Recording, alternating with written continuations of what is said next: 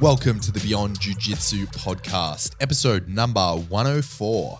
Today we are talking about pre-workouts and caffeine for Jiu Jitsu.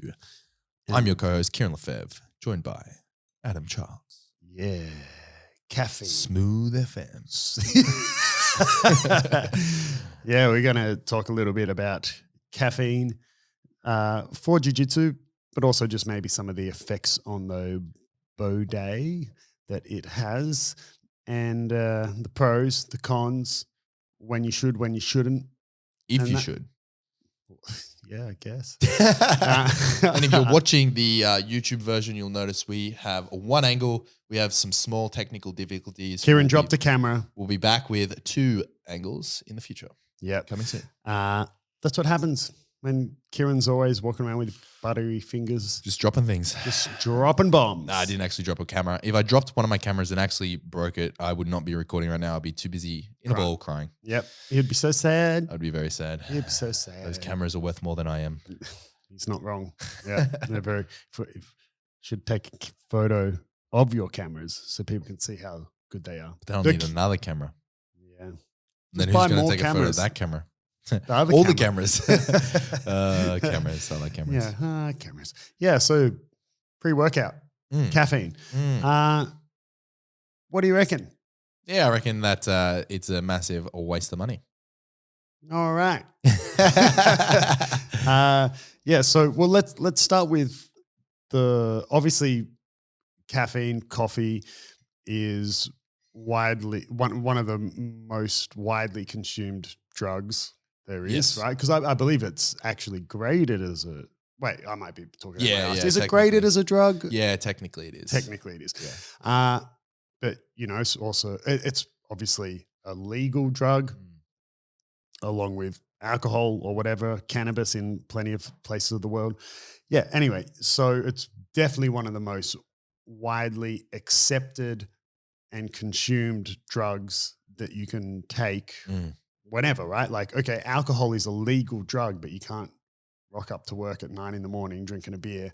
But technically, there's no laws against rocking up to jiu-jitsu sideways. Bro, you're not even allowed in the door if you ain't sideways. The door to the gym is in landscape. Yeah, and, let's just first as well, I saw I don't have TikTok, right? But I see TikTok videos on Reddit, a subreddit called TikTok Cringe. You can imagine what it's about. And there was someone going on about caffeine and going on that, man, it's like a banned substance. Like, WADA it's an illegal substance. You can get done for doping, blah, blah, blah. Let's just clear that up because you've done it. You've explained it before. Technically, yes. Yes, but the amount you would have to consume insane. It is an insane amount of caffeine you would have to consume for you to fail a drug test. Depending on your weight, but yes. Yeah, you would have to have a lot of coffee. So the first one that I wanted to go over that you only recently educated me about, which is, so let's just, before we go into jiu-jitsu, just talk about, okay, caffeine or coffee as a whole. A lot of people wake up, have a morning coffee. We're not supposed to within the first couple of hour window. Yeah, they say like 60 to 90 minutes is your like grace period where you shouldn't be consuming caffeine because it affects your natural rise and fall of cortisol levels. So which is? Cortisol is your stress hormone, but most people probably hear it or understand it as the stress hormone. And, people are scared of it because it causes inflammation. But that's only if your cortisol levels are too high due to other stresses in your body that shouldn't be there. For example, physical stress or emotional stress? It could be both physical and emotional stress. So the prime example that everyone could sort of relate to and understand is if you're going through a very intense period at work, maybe have some deadlines, maybe you're very emotionally stressed about that, you'll see a very high levels of cortisol as a response to that. This will cause inflammation and just more like wreak havoc throughout the body. What coffee can do is it can do the same thing as a drug. It can peak your cortisol levels. So basically causing the same sort of issues. Now, that's not necessarily a bad thing if you use it outside, like if you use it appropriately in air quotes, right? So that's why they say that you shouldn't have coffee first when waking up, because it peaks your cortisol levels higher than natural. Because when you first wake up, you're going to have elevated cortisol levels because you just woke up, right? So you go from a sleeping state, you don't have cortisol like coursing through your system. You wake up, you have that natural rise in cortisol. If you have coffee, it takes it too high, and then it can cause issues. So if you're like me and you wake up and first thing in the morning you think, damn it, I'm still alive. I hate my life. Yep. My cortisol is through the roof. Yep. If I have caffeine, it's going to go even higher. Yeah. I've got to get on board with my life. So I recommend learn to love it. I recommend for you a triple shot as soon as you wake up. Preferably if you can get Hanada to pour it down your throat before you even wake up, it's better. Just to make you tolerable for everyone else. Yeah. But like, it's kind of like do as I say, not as I do. I don't always adhere to that. I've started doing it. Like I not on the weekends. I don't because weekend. Yeah. But, I mean, say no more. Yeah. But I've started doing it because I teach every single morning at 7. What time do you get up? 6? Usually anywhere between 5:30 and 6. Okay. My alarm is pretty much Atlas. Yeah. I have an alarm set for 10 to 6. Atlas, my 3-year-old, usually wakes up at anywhere between that sort of 5:30 to 6. He's pretty consistent-ish. I could almost say he's usually between, 10 to 6 and 6. Like he's pretty good. Bang but on. It depends. Last night, for example, he woke up at like 11 o'clock at night and then ended up in our bed and all through the night was tossing and turning and half asleep, half awake, crying, saying his foot hurt. I was like, what? I stepped on it once, bro. No, I don't know. So it was a bit rougher last night, but yeah. And I used to get up and I would have a coffee and then teach at 7. Whereas now I've just gone, okay, I don't have a coffee until after that 7 o'clock class, which goes till 8. Yeah. So now I'm usually up at 6 and I have a coffee at 8:30 or something. On the weekends though, I'm a bit more like, I don't have that forced sort of, activity to stop me from having a coffee. Yeah. And my wife and I recently got a nice espresso machine at home. You did. Yeah. Better than your shit one. Wait, I take that back. I love the coffee, Kieren. Keep right. coming. No. Don't worry about it. No, it's good. It's actually, you actually are the one who recommended that coffee machine. I got the same one as you, but it's just a newer model because you've had yours for a couple of years, right? For a while, right? About 4 years, 5 years. Yeah. So it's just the newer version of that. And on the weekends, I don't have that forced activity. Forced. I don't have that activity. Does that forced activity work? Yeah. That's one way of putting it. Yeah. So I usually have a coffee earlier. Yeah, totally. But yeah, so I don't know.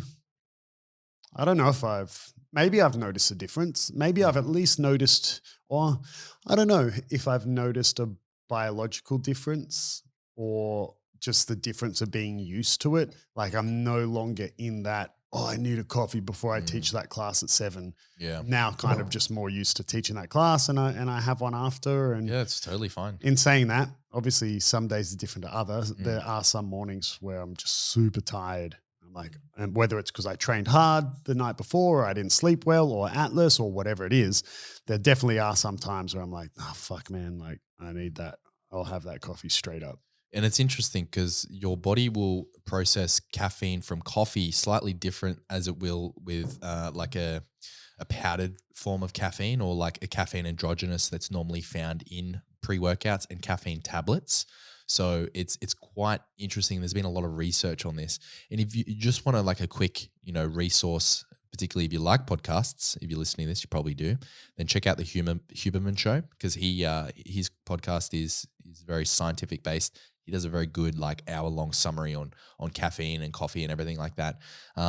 But in terms of pre-workout, the reason that I don't recommend pre-workout to many people at all is I was a big fan of pre-workout when I started lifting, because it was like all the rage, back in the days of like, Jack 3D and like, all those crazy pre-workouts that end up being banned eventually. Like in Jack 3D, I remember that from back in Brazil. That shit was too potent. much. Yeah, bro. so it had traces, like the original version of it, and there was a couple other brands that did the same thing that had traces of amphetamines to really get you going. So they worked really, really effectively, but they had banned substances and effectively illegal drugs. But they've all but being cleaned up these days. Some of them are still pretty dodgy. But the point is, if you actually look at what's in a pre-workout, an off-the-shelf pre-workout, I'm talking about like throwing names out there not to get sued, but like the most popular one is I think from Cellular, called C4. It's incredibly popular.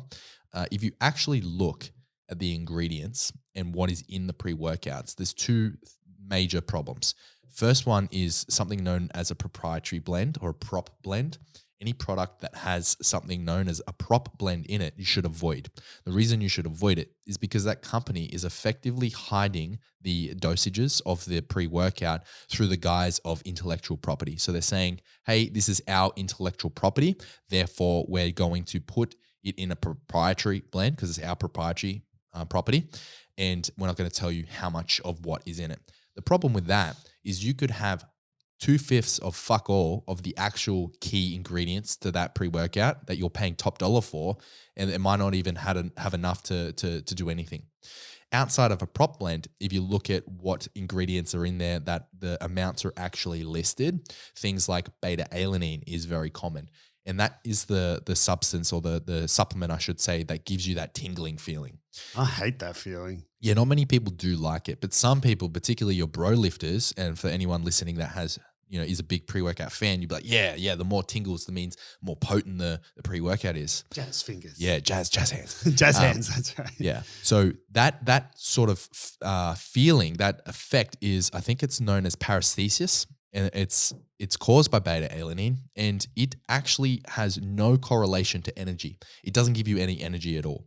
Beta-alanine, funnily enough, is not a time-dependent supplement, meaning you can have that at any time throughout the day, and as long as you're hitting the minimum effective dose, you'll get the effects of beta-alanine long-term. So the fact that it's in a pre-workout is just, it doesn't really... It doesn't do anything. It's almost like it's irrelevant. Put in there for the placebo effects. 100% it's placebo. So beta-alanine does not give you energy. That tingling feeling does not, that's not energy. It doesn't make you perform any better. And it is a supplement that you need to take consistently to get the effects of it. So you're not going to get any effects of beta-alanine unless you're taking it regularly for like 2 to 3 weeks, similar to, or even longer. I think it's similar to creatine, where the effect of creatine is a long-term thing, not an immediate thing. And because it has that effect of making you feel tingly, it gives people that illusion that it's working, right? Now, not only is it bullshit that beta-alanine gives you energy, you actually need to take way more than what is dosed in these pre-workouts. If you can find a pre-workout that has more than 1 gram of beta-alanine per serve, then that's a rarity, right? The minimum effective dose for beta-alanine per day to have the effect is 3 grams. So it's triple. You need to be triple scooping, which I do not recommend. So it's below the minimum effective dosage, same as creatine. A lot of pre-workouts have creatine in them, and it's the same story. They have less than the minimum daily effective dose. The reason that they throw all these things in there is so they can put on their packaging, like scientifically backed to do this, this, and this. When, those ingredients are, but not at the dosages that you're paying top dollar for. And when you calculate how much these pre-workouts are per serve, a lot of them, you're looking at $2 per serve of this pre-workout, and you're getting a lot of the time, all you're getting is about 150 milligrams of caffeine endogenous, which you can buy caffeine tablets for you can get hundreds of them, like a bottle of 200 for $10. So you're paying for caffeine endogenous, a powdered form of caffeine. You're paying for underdose creatine, underdose beta-alanine, and underdose citrulline malate and all these other supplements that they're all way fucking underdosed. So you don't need it. So if pre-workouts are essentially just a scam, the only thing they really offer you that will benefit your workout is caffeine, right? Yep. What is the average pre-workout dosage of caffeine? Yeah. So Would it equal a coffee? the strong ones are about 200 milligrams of caffeine endogenous, which is basically a powdered form of caffeine. A coffee is a strong coffee. Yeah, is like an espresso shot is how Yeah, many grams of caffeine? I think an espresso, maybe a double shot, like a large double shot, is around 80 milligrams to 110. So it's like three coffees. It's like a quad shot. Yeah, it's like smashing 3 coffees. That's a lot of 3 to 4. caffeine. It is. It is. So that is obvious. I mean, it's pretty well known that a spike in caffeine can help with a workout, right? Yeah, that's proven fact. So yeah, caffeine, there's been countless studies to show that caffeine improves your maximum volume that you can lift. It improves your power generation. It improves increases your time to fatigue. So it helps. So would you say then, like, let's try avoid using the word pre-workout because people associate that with the product. Yes. So if I said, if there's a supplement you were to take, if there were a supplement / drug you were to take before working out to increase your workout, that would be caffeine? 100%. 100%. Like if you were going to do anything like related to like endurance running or a heavy weight session, a cardio session, it's no doubt that caffeine will improve your performance, and it also reduces your pain tolerance. Sorry, increases your pain tolerance. It reduces. Does it? Yeah. So it reduces your perception of pain. Is it worth taking before I whip out my shake weight? Definitely. Nice. You'll shake the fuck out of that weight, man. You shake that shit so hard. But so there is big fucking caveats on all this shit. Yeah, I mean, I don't recommend caffeine for jiu-jitsu, ironically. Really? Yeah. Okay. Let me explain. So is this coming from a let me give some nutrition standpoint or from a getting better at jiu-jitsu standpoint? Okay, so depends on the individual, right? If you train of an evening, I do not recommend caffeine for your jiu-jitsu because what it's going to do. So this was before you, because I know you're about to go on a rant, not a rant, but a huge amount of an information dump. Because this is where essentially the questions that I had, you're going to answer. So let me ask my questions Please first. do. So then caffeine's proven to help with your workouts. But then here is the conflict, right? It's kind of well documented, I guess. Kind is maybe the wrong word. Maybe it is incredibly well documented that you should avoid caffeine after whatever it is, they 11 say 10 a.m., hours, 10 hours before 12 you p.m. sleep. or whatever. Yep. Yeah. But then a lot of people work out or train jiu-jitsu or lift, whatever workout it is, they often do after work in the evenings. Yeah, so then whether you're taking caffeine, tablets, a coffee, a Red Bull, a pre-workout, the product that has caffeine in it, we spoke about them essentially being a bit of a waste of money, but whatever, maybe you already have it or maybe money's not a factor for it, whatever, right? You're still getting the caffeine. So are you saying that you don't recommend it for jiu-jitsu as a whole, or you don't recommend it for people who work out in the afternoons? Yeah, the latter. Yeah, definitely. So that was poorly phrased. I do not. Good thing I am here, Kieren. Yeah. So there's a couple of things that you'll have for habitual users of pre-workout. And I experienced this myself. You'll find that unless you have the pre-workout, and when I'm saying pre-workout, I also mean like if you're just taking caffeine tablets or whatever, or you have to have like a quad shot of coffee, it's the same shit. Okay. So that's the caveat here. I'm just going to use pre-workout. If you must have pre-workout before your workout sessions, that means that it's a crutch that you rely on to be able to perform in your workout sessions. That is never a good thing. So first and foremost, I do not recommend taking pre-workout for every training session, even if you train in the mornings. If you train first thing in the mornings, having that much caffeine does the same thing as the coffee, right? With the cortisol, and you end up crashing later in the day, and it impacts your body's natural rise and fall of hormones. So that's never a good thing. So you can literally rob Peter to pay Paul, if that makes sense. It's not good. Now, if you're taking all that caffeine of the evening, it will affect your sleep. If you do it every single day, you may be saying, well, this doesn't apply to me because I can sleep just fine. Yeah, sure. But unless you have the genetic mutation of having a very fast caffeine clearing metabolism, where you have the genetic SNP where you just clear caffeine very, very quickly, and you may be in that camp. But even still, having caffeine right before bed, even if you're used to it, is going to affect your sleep. It is. Like, yes, you'll be able to fall asleep, but what's going to be affected is your sleep quality. So the reason that I don't recommend people have caffeine before an evening session is because it will impact your sleep. If your sleep is impacted, it's going to impact your recovery. So realistically, the benefits that you get from being able to, air quote, perform better at jiu-jitsu is going to be vastly outweighed by the impact that it has on your sleep, whether or not you have a high caffeine tolerance or not. That's not what we're talking about. We're talking about caffeine clearance. So the recommendation is you do not have caffeine from 8 to 10 hours before bed. That's it. I'm giving up sleeping. Sounds good. Your jiu-jitsu will get really, really good. So then, okay, that all makes sense. So would you just then flat out say, if you work out, train in the evenings, taking any sort of stimulus to increase your workout performance is off the table? Yeah, stimulants, yes, but there's other things you can take. There's other supplements you can take to improve your performance that aren't going to have a stimulant effect. Go on. So a very simple one that we've spoken about before is hydrolytes. So or electrolytes rather, branded hydrolyte.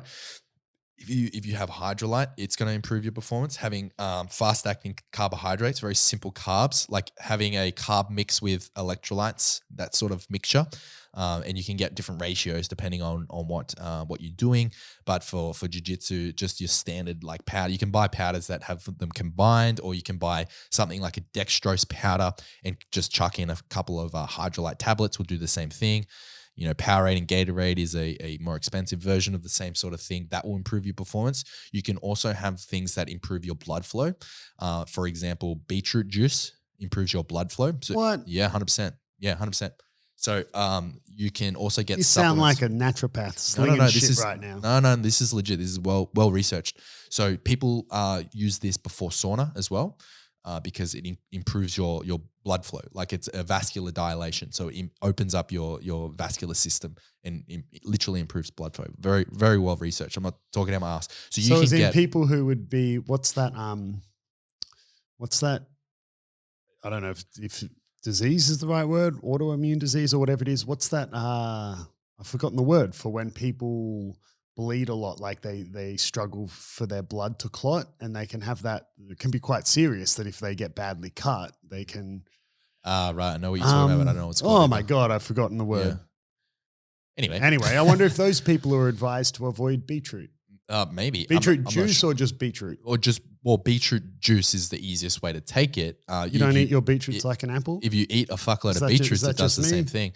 Just you, bro. But you can also get beetroot powders, like in a supplemental form, and that's what I use. I've seen those a lot. Like I've got some beetroot powders. Yeah, they taste like shit, but it works. You can also get supplemental tablets that do something very similar. They were all the rage about 10 years ago when I was a lot younger. They were like shilling them fucking by the bottle load. They were very, very expensive. Not like beetroot fucking in a capsule, but basically it was a supplement that was designed to improve your vascular flow by introducing like a form of like fucking nitrogen. I'm butchering this. I have to look it up and get the exact supplement. They're still floating around, but they're not really recommended anymore because they're effective, but not worth the price tag, if that makes sense. So yeah, there's other things you can take of an evening as a pre-workout, if you will. But what I recommend is avoiding caffeine. And I see it a lot, and not pointing any fingers, but people that I walk into the gym at like 5:30 in the afternoon, the Red Bull, slamming a Monster or a Red Bull. I was literally about to mention that. And then I beat like, the shit out of you. You see some people walk in and the first thing they do is go to the fridge and grab a Red Bull and start smashing it. And it's like a 6:30 class. And you're like, fair enough. Like, got to do what you got to do. So I would highly recommend avoiding pre-workout, off-the-shelf pre-workouts forever. If if you do want the benefits of things like beta-alanine, of creatine, of L-citrulline malate, of endogenous caffeine, then I recommend just creating your own concoction. And it's a pain in the ass, but it will be a lot cheaper. You can get the dose dollar value down to like under 20 cents compared to the off-the-shelf pre-workouts. They're $2 and they're underdosed. So you can easily make your own. You're not going to get all that other shit like taurine and stuff that you just don't need.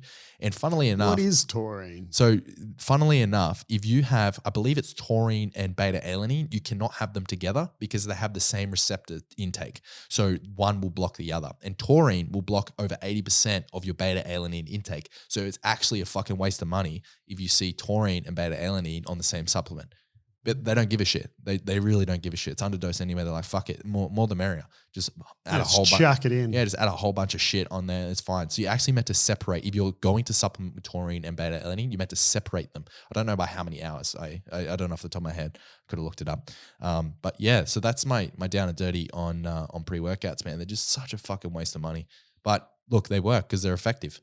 Like it's a shitload of caffeine. It gives you energy. Yeah. You know? I remember taking a pre-workout. I've never been into pre-work. Like I intake a lot of caffeine. There might be some level of addiction going on there. I don't know. Probably. But I went not that long ago. It was only a month ago. You went a week? I took a week off caffeine, Did you get caffeine headaches? I actually didn't. No, I wasn't too bad. I think I was bad. I've experienced them before. Other times I've gone off caffeine. I don't think I did this time. Does coffee make you poop? Yes. Yeah, same. It sure does. That reminds Apparently me. it doesn't happen to everyone. Kieren, my bucket's full. Definitely does. Gross. It doesn't it for most people? I think isn't it a I think it's the other way around. I'm not actually sure. Jamie pulled that up, but I don't think it happens to everyone. Is all I know. Really? So, yeah, it doesn't happen to everyone. But yeah, definitely. Are you one of those people that when you like look at the light, you sneeze? You know how some people. Yeah, no. I was going to say we might have solved it if that was the case. Sometimes when I have like mints, I'll sneeze. Yeah, so it happens to my mum really bad, but Mints I get it sometimes. like No, mint, not mince, not beef mince. No, yeah, I said mince. Mince plural. Our accents are hard to understand. Yeah. So if like sometimes, like as in a breath mint. Yeah, like an eclipse mint. It doesn't happen to me all the time, but my mum, every single time she has an eclipse mint or any sort of mint, sneezes straight away. Like, and what sound she make when she sneezes? Sounds like a fart. Yeah, doesn't doesn't go say a chew. No, not a chew, not a ching, okay, not fucking a chang, whatever else you got. Well, that could. Yeah. How'd we get out of that? Yeah, I don't know. Pooping with coffee. Yeah. So, I definitely consume a huge amount of caffeine, and I also enjoy the taste of like Red Bull and Monster. Like I enjoy the taste of those drinks, which I know a lot of people don't.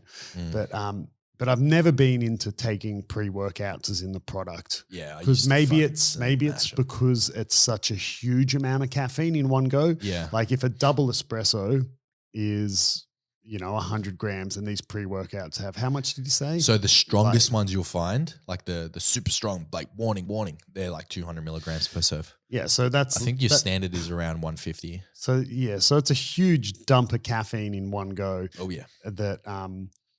But I also don't like the beta-alanine. Yeah, you can get slow. That does the tingly feeling. I don't like that. But I took this one in Brazil once. Where did I get it from? I can't remember. I think I bought some supplements or whatever, or that was someone else's, and I tried this pre-workout. Dude, I hated it. Like it was in the middle of the class. I thought I was going to die. Yeah. I thought I was like struggling to breathe. My heart was racing like I was going to have a stroke or something. I absolutely hated it. Mm-hmm. Not into them at all. Yeah. And I don't know whether I don't know what was in it. I think it might have been that one of the Jack 3D ones or anyway, I wasn't a fan. So I've never been into taking pre-workout, the product whatsoever. Yeah, I fucking loved it when I first started lifting. Like I couldn't go to the gym. If I ran out of pre-workout, I just wouldn't go to the gym. I'd always have pre-workout. And that's when you know it's a problem. Like if you have to have it, and then I started making my own pre-workouts, and then I just stopped taking pre-workout completely. I stopped taking caffeine before training, and it's way better. Now, if you are someone that must have pre-workout, I recommend just using it for your big days. So for example, if you lift a lot of weights and you're like Monday, Tuesday, Wednesday, Thursday, and Friday. Yeah, that's just your big days. Yeah, just the big days. So for example, if you're lifting weights and you're like, oh, I need to have pre-workout for my sessions. If you're doing like 2 to 3 a week, sure, go for it. If you're lifting like 5 times a week, I only recommend for the big like compound days. So take it for leg day and maybe when you're doing deadlifts back day, and that's it. And like all your accessory days, don't use it. But if you're like most listeners out there and you predominantly train jiu-jitsu, if you're training of a morning or the lunchtime and you always have like a coffee before training, sure, that's fine. If you are one of those people that is smashing Red Bull and smashing pre-workouts maybe of an evening class, I would just have a look at that and really see, maybe just trialing without it and seeing how it affects your sleep. Giving like a 2-week trial of don't have the coffee or the caffeine after like midday and see if your sleep quality improves. And if it doesn't, just disregard everything I'm saying and fucking just be like, Kieren's full of shit. Yeah, full of shit. I'm going back to having my nightcap Red Bull. Yeah, bro. Yeah. And I mean, like, there's a big difference between it affecting your sleep and it preventing you from falling asleep. That's not what I'm talking about. Yeah. Like when people think, oh, caffeine affects your sleep. No, I sleep just fine.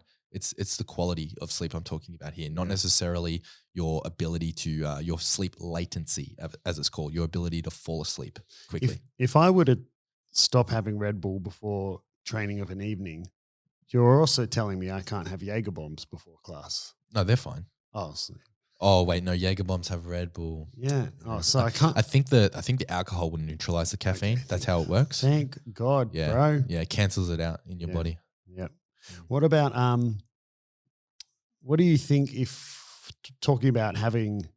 I don't think you would have a lot of hands-on experience with this, but what about the thought of how do you feel about the whole smoking weed before training? Because it's not something you can do here. Yeah. But in plenty of parts of the world, it's 100% legal, right? So we're not talking about taking an illegal substance before training, but there's heaps of people you would know. Your boy Joe, and Joe Flat Earth, Eddie Bravo. Flat Earth McGee. They're big advocates of rolling high. Yeah, they talk a lot about how you feel your body, you do this, you do that. I think to be honest, man, I'm just gonna throw out a controversial opinion. I think that is their excuse for making it okay, or like not okay, but like it's sort of what they tell themselves to justify it, I suppose. Yeah, be like, oh, it's not hurting me, it's making me better. I don't buy into it. I don't know, but then again, I'm not someone that recreationally smokes at all, so yeah, I'm not a fan. It doesn't there's no research that suggests that it actually improves your performance. It's the opposite. I know there has been some studies here and there that like certain physical activities, smoking like X amount can improve your oxygen capacity in some people. But I mean, I don't really buy into them. It's not like a robust line of research that has been like proven to improve your performance. How much do you know about the whole sort of CBD thing? A little bit. So CBD actually, there is robust research. This is CBD, I'm talking without THC in it. CBD can improve your recovery and sleep quality. Yeah. So, because it comes in a lot of different forms, right? You can get CBD oil, tablets, whatever. My mum at one stage was not prescribed it because I believe it's regulated substance. So it's not legal in Australia. Yeah.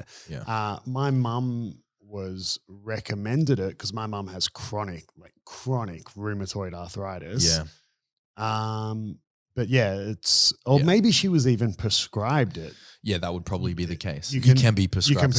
Yes. But I don't think she continued with it because it was so expensive over here. Yeah, it's incredibly expensive. I don't know if it's expensive in other parts of the world. Not as much in the States. I don't believe so because it's like supply and demand. You know what I mean? And like the taxation on it in Australia is very high. But don't be fooled. CBD oils in Australia are illegal. So you need them to be prescribed by a physician and then like have your equivalent of like a legit marijuana card. So the joke in, the States, like, oh, it needs to be medicinal marijuana, but like they just fucking hand them out. Yeah. When I was there on a holiday after it just got legalized, like some dude was like $20 and you get your card, come in, just, answer the questions like this. They're trying to sell me one. I'm like, bruh, I don't fucking want it. It's pretty funny. But yeah, so CBD oil actually does have some fucking really solid research on it. And it's actually one of those things that I would love to get my hands on and try, but obviously it's illegal here. So. I tried it once in the US. And I don't know, like the dude that was at a convention thing. And did you have it before sleep or just tried it? Randomly? It was, I think I just tried it. It was, yeah, right. I think the dude, it was before competing. The dude sold it to me. Well, I didn't buy it, but like giving his spiel and everything he was selling it on the whole keeps you calm and relaxed and anxiety and all this sort of shit. And he was like, yeah, just a few drops under your tongue. And for me, it did.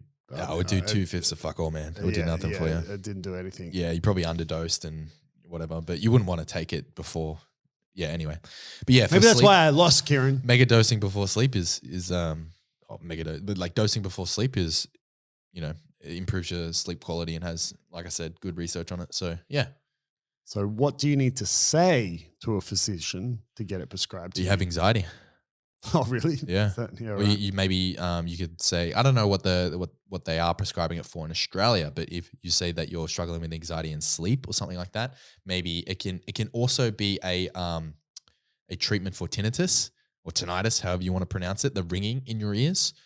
So I have some pretty decent tinnitus from my time in the Navy, from being exposed to lots of industrial loud noises without sufficient hearing protection. Funnily enough, bit of an aside. When I was in the Navy, I had to sleep in this compartment on a patrol boat that now no one's allowed to sleep there because they ran some tests on it and it's way too high of a noise threshold. So it's above the WHS work health and safety noise threshold. So in order to sleep there, you have to be wearing ear protection. And I slept there for like 6 months with no ear protection. No, God no. Did you even put earplugs in? No. What was it like near the engine room? Yeah, it was literally backed up right onto the engine room. It was right astern of the engine room. Are you not offered earmuffs or anything? No.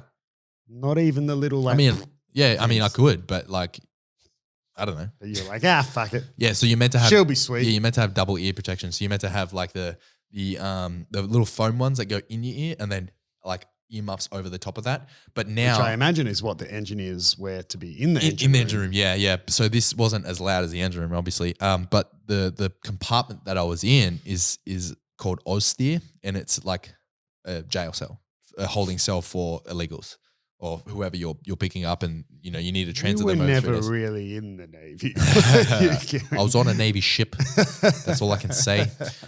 So we used to sleep in there. It was really fucking cold and really, really loud. And apparently, like I found out fairly recently that it's a fleet-wide ban that no one's ever allowed to sleep in there because of the noise. Yeah, right. So back to the caffeine. If you're then not having it after, let's say, midday, for example, you're not having it until an hour or so after you wake up. Yeah.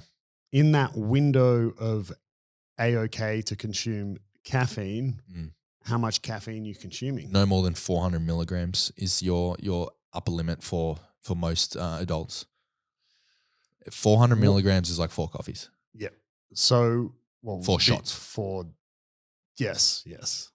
So I can only have 2 doubles. I think it's about 3.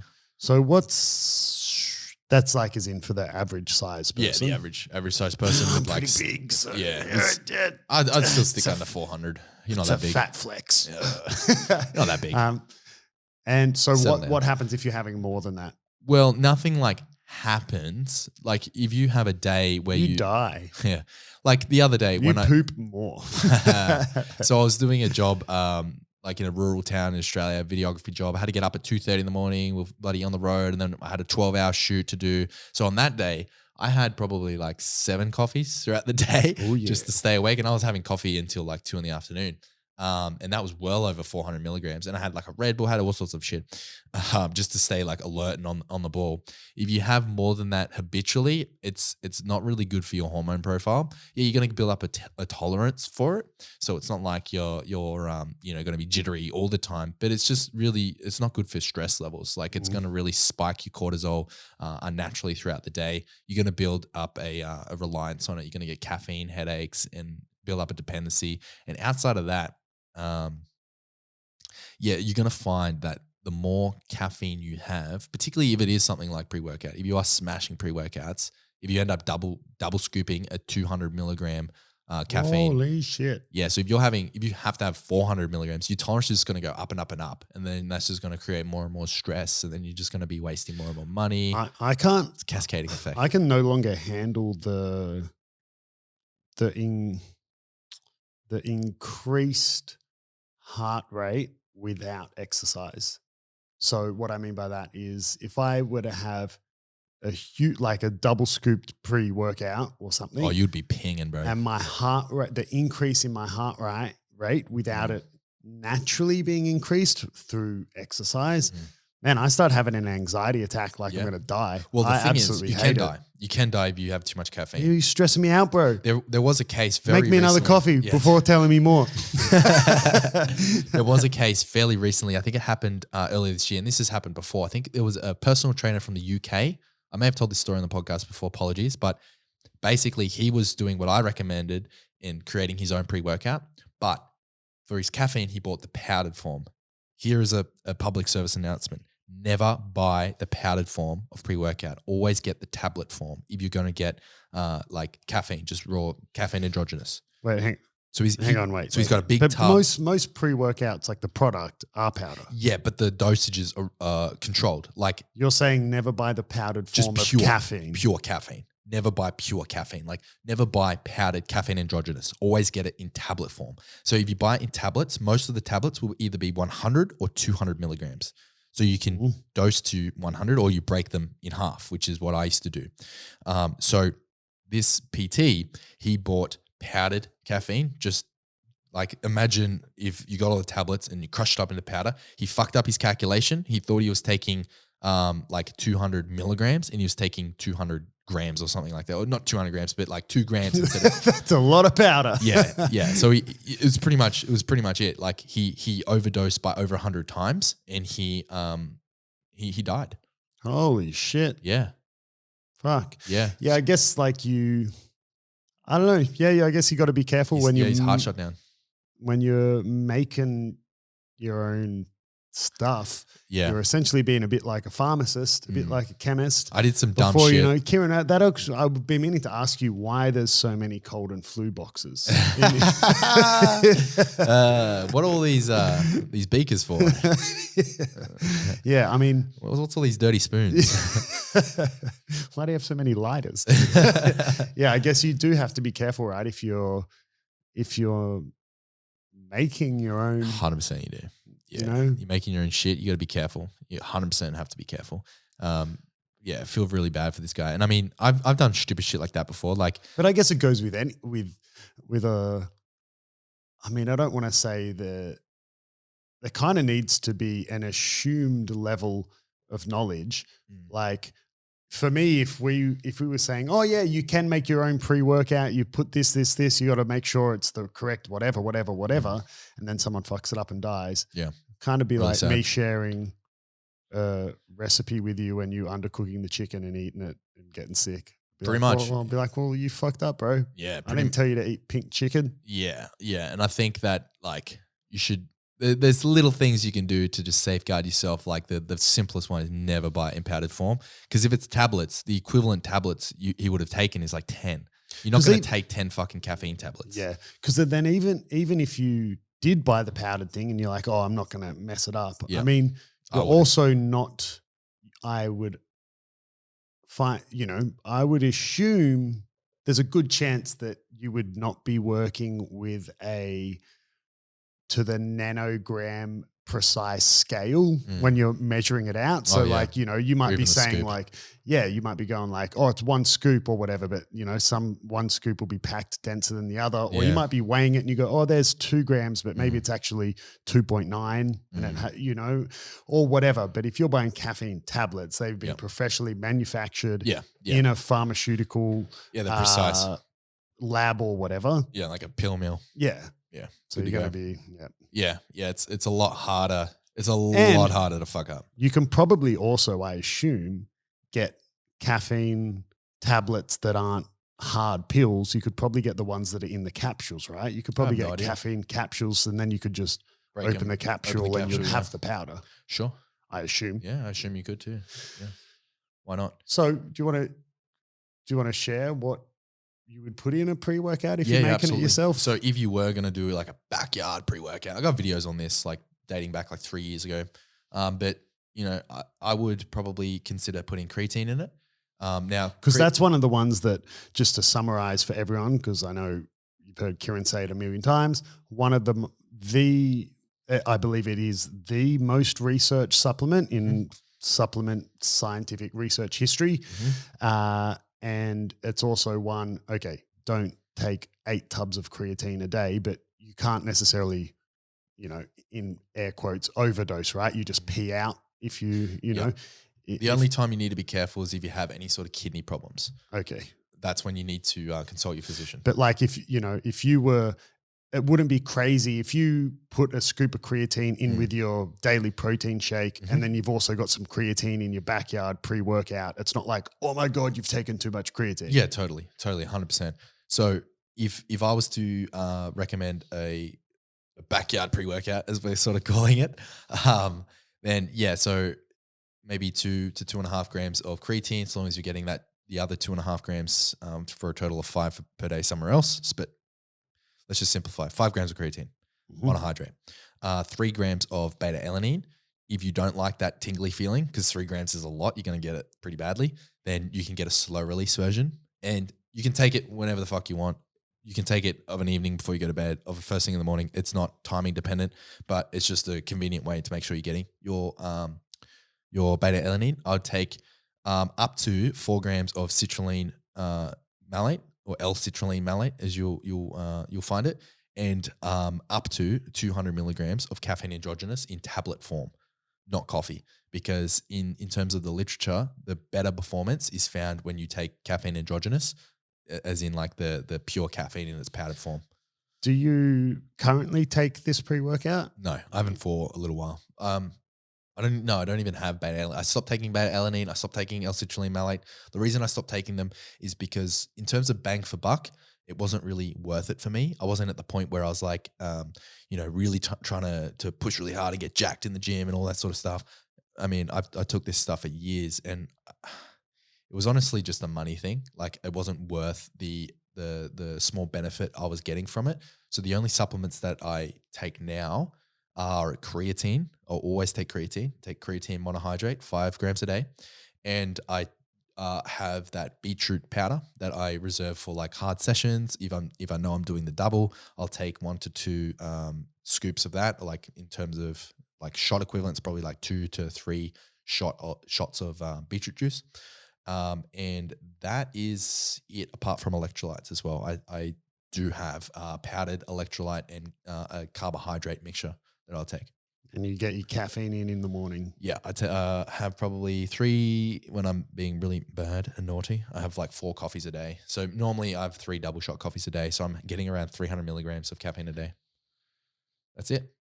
Fuck, so my takeaway is stop walking into the gym at 5:30 drinking a Monster.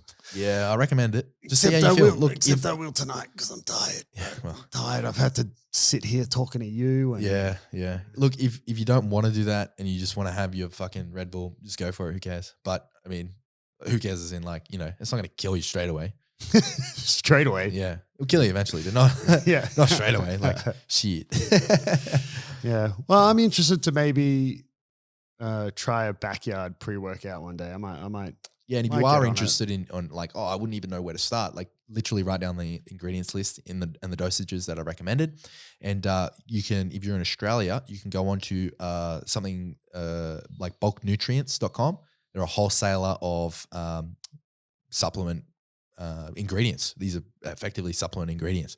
And I think My Protein, as well as a UK brand, they get all their shit from China. It's pretty, it's all comes from the same factories out of China. So they're pretty cheap. If you want to start, you can get them from there. And in terms of the US, you could order from My Protein or somewhere else. But yeah, that's where you get them from. All right, guys. Well, I mean, Kieren stopped taking them because it was a money thing. So if anyone wants to sponsor Kieren so he can go back to taking pre-workouts, that would benefit me as well because the intensity he's bringing to training is negligible.